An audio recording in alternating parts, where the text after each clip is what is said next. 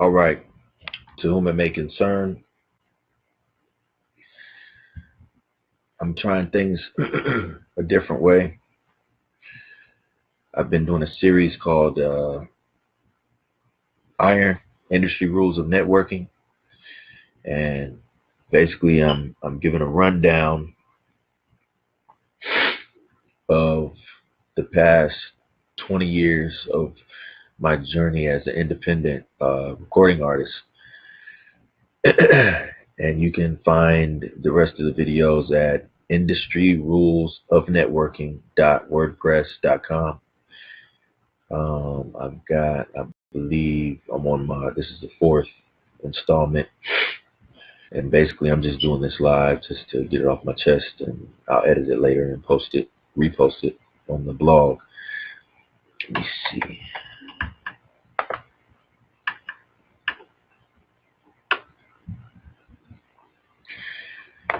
But basically what it entails is the first video I gave an introduction.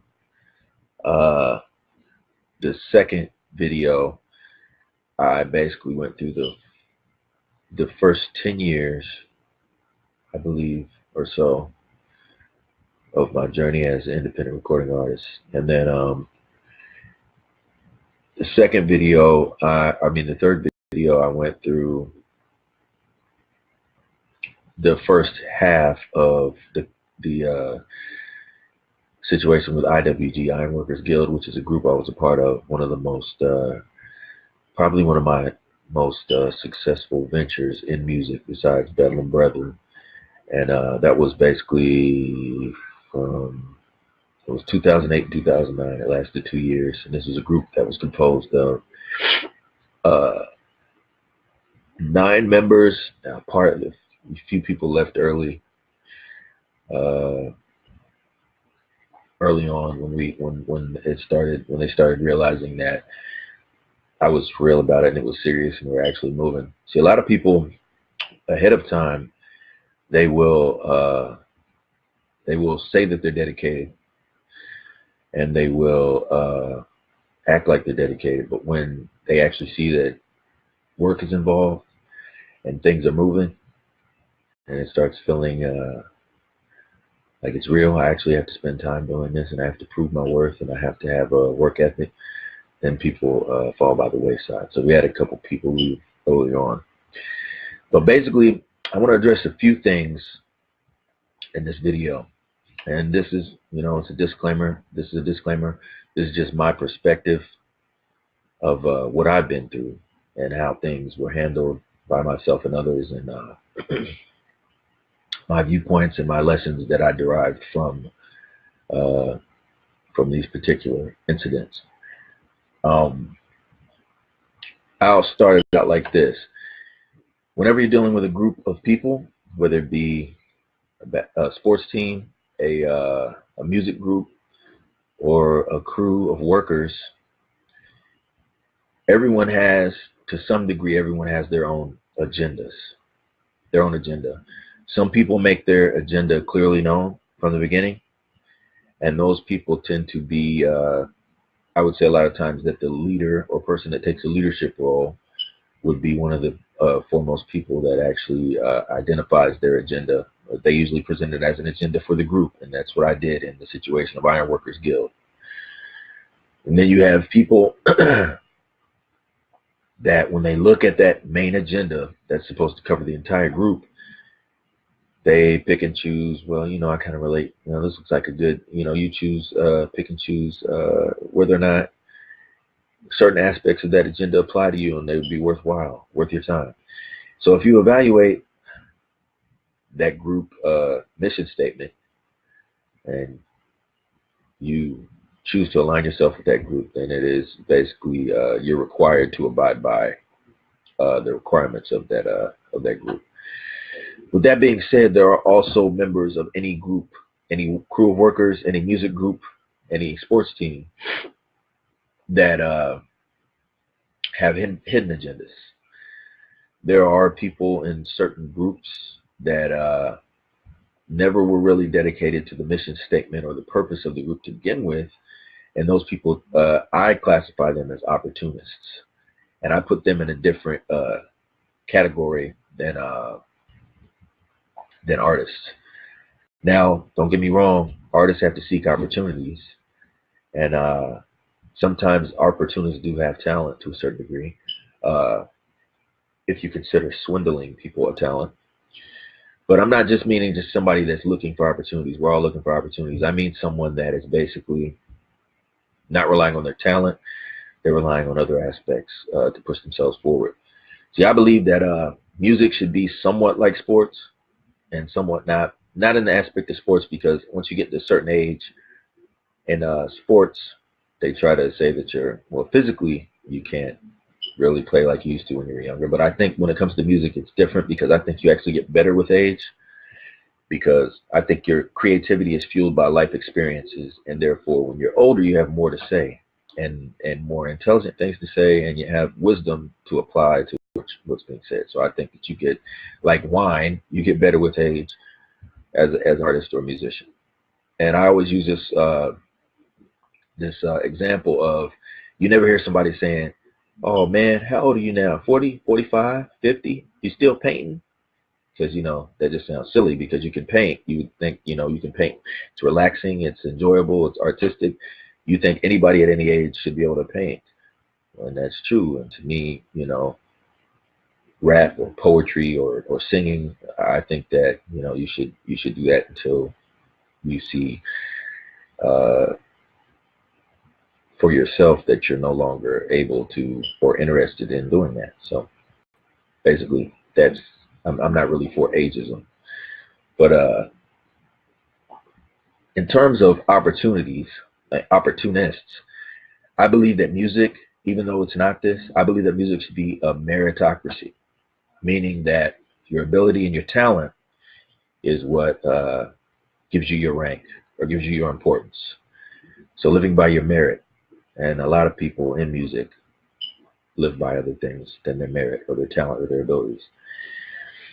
Now, as far as the agendas go, one thing you have to be wary of if you're taking any type of leadership role in a group of people, in particular in music, is those hidden agendas that may run counter to your own group agenda. And that's where conflict can arise. And tying it back into my group, Ironworkers Guild, I think that this happened to a certain degree. Out of the gate, I always try to, when I'm dealing with groups of people, I always try to be concise and clear about what I'm trying to accomplish. And I try to give a general timeline. Sometimes I even go as far as to actually type things up, print them out. Anyone that's worked with me, you can ask them. I've gone as far as having videos, PDF documents, printed forms. I try to make things easy to digest for those that are actually interacting with me in my group, to know what I'm aiming for. And I'm always ready to answer questions. Now, one thing that I will say might be considered maybe a mistake, and maybe not the best leadership quality, I might say, is the fact that sometimes I can be stubborn. If I spend long hours working on a plan, and then somebody's ego or attitude might run counter to that plan without any information, or without actually presenting an option, or say someone might disagree with part of your plan of action, but yet they're not willing to present a counterpoint or present any example as to why, or a better example. Basically, it's about complaining without having any solution. It's like some people, I've had arguments with people before about, well, if you don't vote, you don't have any right to complain about who's in office. Well, I mean, you can get into all these gray areas of, whether or not the voting system is accurate, or, and voter fraud and all that. But the general concept of this phrase or this situation is you have to participate in order to be able to complain, is what I'm saying. So therefore, and you have to present a solution. If you're not agreeing with what's already moving, then bring something else to the table. That's how a group works. It's about compromise and it's about evaluating each person's viewpoint to a certain degree. Now, in groups, you're going to have soldiers that are dedicated. And I will say out of the group of IWG, Ironworkers Guild, I would say Science Born Mello was more of a soldier. I would say my brother Relic, when I was doing IWG, was more of a soldier. I had a few people that were just pretty much in line. They knew they were in good hands when it came to me as far as the music goes. So they were willing to basically let me take that leadership role.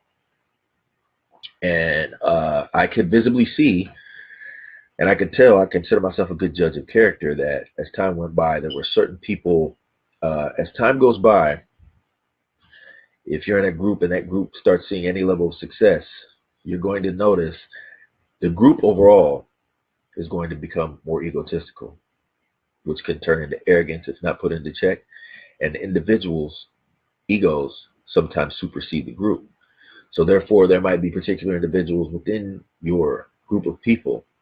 If your sports team starts winning games and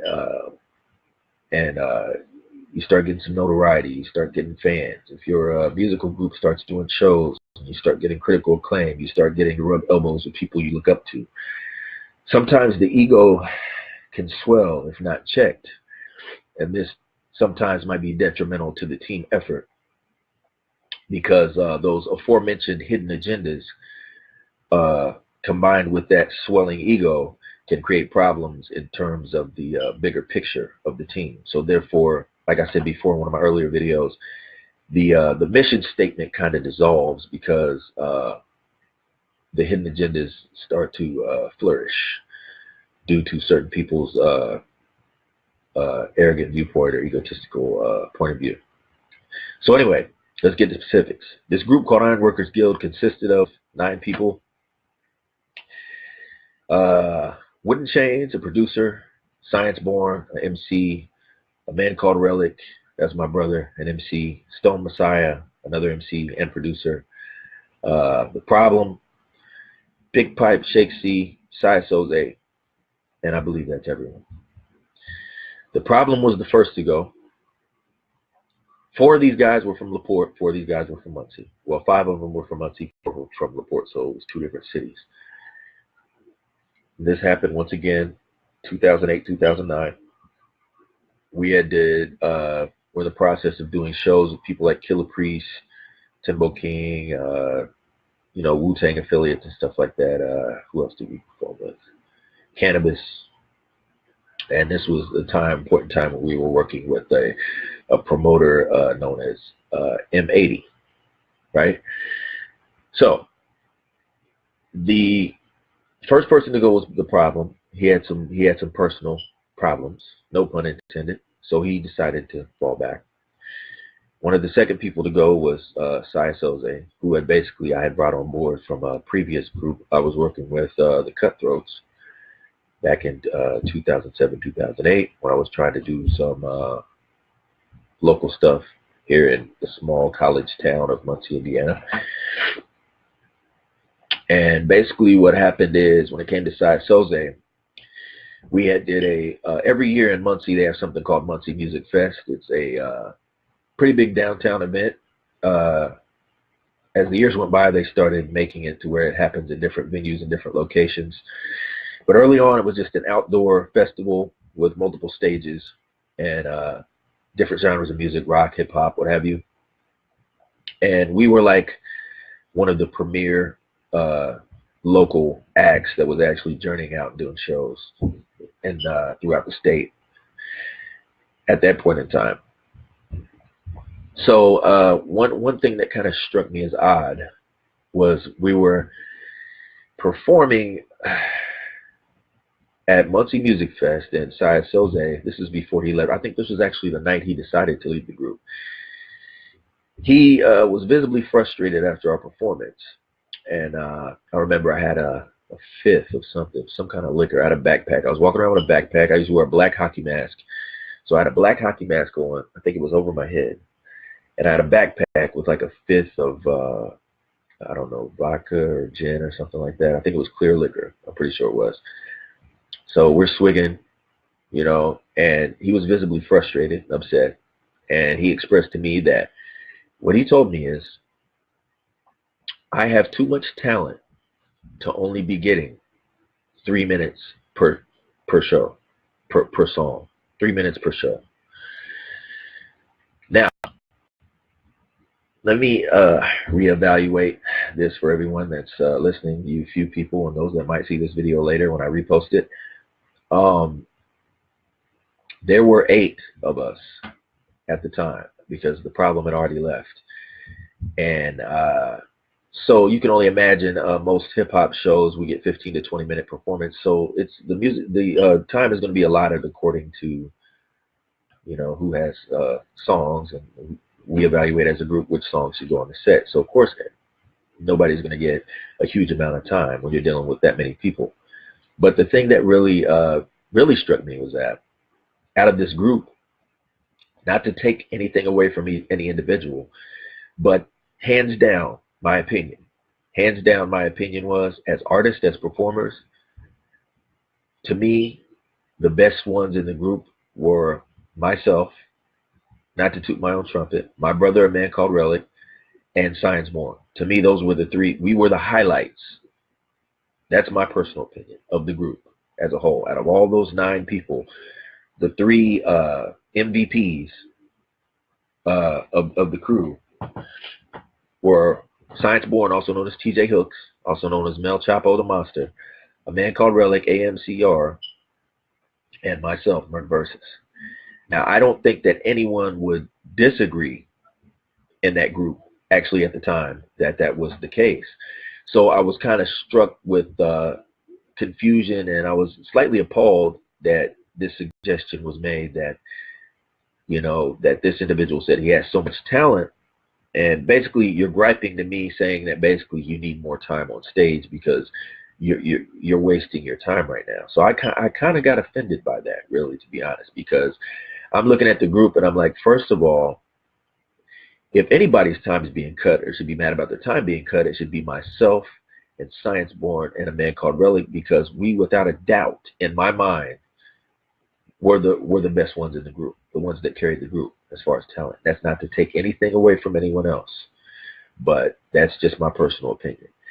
So from that point on, you start giving somebody side eye, and you say, okay. I already knew from knowing this person and the quality of this person's character that there were some hidden agendas, because some people think they're actually slicker and smarter than they actually are. So if you're a good judge of character, you can pick up on things that people say. They make little remarks. If you're real careful and observant about how people speak, and you're good at evaluating the nuances in people's speech and movements, you can pick up on things. And I had already picked up on the fact that this particular individual was, had ulterior motives, basically, I'll say. So it was no surprise to me when he actually came out and said this, but I was still slightly offended by the comment. And this also ties into an earlier story that I'll get into, since I'm talking about the fall of IWG. Previous to the IWG group, Ironworkers Guild, there was Cy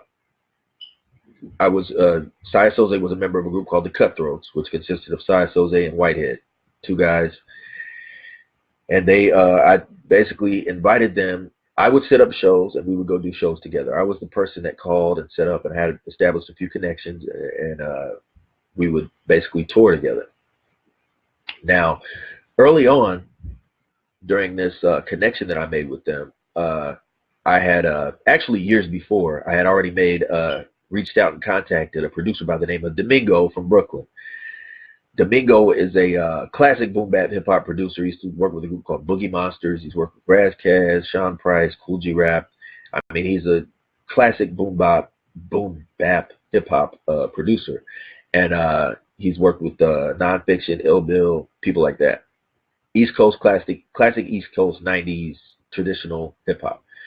So I had actually reached out to him in 2000, 2001, around that time. He was working on a label called Yosumi, Yosumi, Yosumi Records. And they had put out, his label had released a single called Super Brooklyn, which basically used the Mario Brothers beat, and it was Smith and Wesson from Boot Camp Click rhyming over the Mario Brothers beat, and that was out on Domingo's label. So I caught wind of that. I looked at the website. I got the email address. I sent him, shot him an email. He gave me a mailing address. I ended up sending him a CD. This is back before I even went by the name of Merc Versus, and he responded, and then we lost contact. And then years later, I got in contact with him again in the days of MySpace. So that was like a span, like from 2001 all the way to 2007, a good strong 5-6 years that I hadn't spoken to him. And when I finally reached out to him again on MySpace, he embraced me and he said, you know, I'm doing this contest and make an entry. So I sent him a song. He said, look, we've already chosen a winner and it's not you, but I still want to work with you. Now we can put out a single because whoever won the contest, the deal was Domingo was going to manufacture and distribute a CD single for that artist. And I forget who won, but either way it goes, we ended up discussing things. He said he wanted to work with me anyway. He sent me a track, and the track ended up being the Human Shields remix, which featured Saya Soze. Because at that point, I'm working with the Cutthroats, and Saya Soze was a part of Cutthroats. And I, not to say I was gullible, but as time went by, I learned to be more secretive about things. Not so much secretive, but more reserved, I should say, about things when dealing with people, because some people don't have the tact or the or the morals. I would say music morals. That's a phrase that I want to coin. Some people don't have the music morals to realize, you know, even if they quote unquote came from a street background, that, you know, you don't step on people's toes. If I'm discussing a connect with you or somebody that I'm working with, you don't go behind my back and start trying to deal with that connect and basically shit all over what I'm trying to establish, because I could do more for the team than you could. Because if you can't tell by now, not to sound like an arrogant asshole, but I'm a pretty articulate person. I know how to concisely detail what I want to get out of something, and I'm good at evaluating situations, and I'm good at communicating what I want out of a situation, and stating my purpose and my plan, and that's what I try to do. I've trained myself to do that. So basically, I was excited that Domingo wanted to work with me, and I said, hey, here's this beat, you know, Sai Soze, I want you to get on this track because, you know, you're my boy, we're doing shows. Sai Soze didn't know Domingo from a can of paint. Didn't know him from a can of paint. Goes behind my back, starts talking to him on MySpace, starts working with him, dealing with him. And I'm sitting here thinking, this is 6 years in the making. Do you understand? This is 6 years in the making. I ordered Domingo behind the doors of the 13th, behind the doors of the 13th floor, which was a cassette album that he released. I had to special order that from Karma Records years prior to that, like in the late 90s, early 2000s. It was actually around 2000. 99, 2000 when I ordered that. That was like one of the early appearances of Eminem was actually on that album. And Godsons and Razkaz was on that album. So I was familiar, Boogie Monsters, I was familiar with Domingo. This is something like, see, this is what I look at with music morals. My heart's in this, you know. I'm not new to this, I'm true to this. So all those cassettes I used to collect when I was younger, CDs, that all matters to me. I was more concerned with the substance of the music and the art than I was all the fanfare and bullshit and trying to step on people's toes and trying to see how much you can one-up somebody. My one-up, like I said, a meritocracy. My one-up was going to be, can I get somebody that's in the game that I respect to look at me and be like, you're respectable as an MC. You're great. You have talent. That's worth money, because they might take you under their wing, or they might be able to put you in a position where you can get some more notoriety. So basically, he went behind my back and started dealing with Domingo. And you know what? I can hold grudges, but I can also be a forgiving person, right? So this producer named Domingo, I pretty much let that go, because I look at it like this: you take over this planet, I'm moving on to the next world. You know, that's just how I act. That's just how I am. There's always another opportunity available, and for somebody that's intelligent and articulate and able to speak for himself well, and knows what you want out of something, you shouldn't, you know, not necessarily hold grudges, but you shouldn't dwell on the past. So I kept it moving. But as I said before, I still, in the back of my mind, I've got a checklist on people's character, their music morals, right? And this transcends music. But when you deal with people, you can say, okay, well, after somebody bullshits you 10 times, you can pretty much say, okay, well, here's 10 times where this person bullshitted me. So this person is a bullshitter, right? So when you see them, that's what you're going to see, hashtag bullshitter on their forehead, right? Because that's how it works. That's how you evaluate someone's character. So when you're in the world, you're judging people based on the merit of their actions. That's how I do it. So I'll loan someone faith when I meet somebody. If I think somebody's cool or talented, or somebody reaches out to me or I reach out to them, I will loan you faith, right? And it's up to you to fuck it up. It's like credit. So once you fuck up that faith, that good faith, you have to redeem yourself somehow in order to get it back. So after 10 times of being a bullshitter, you might have to actually come through in the clutch 20 times in order for you to get that hashtag off your forehead.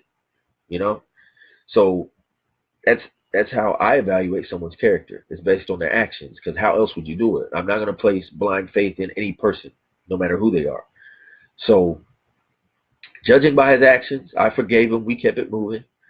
But in the back of my mind, and eventually when this came to a head and I actually told him about this, there had to be a couple other things that happened before I actually brought this up.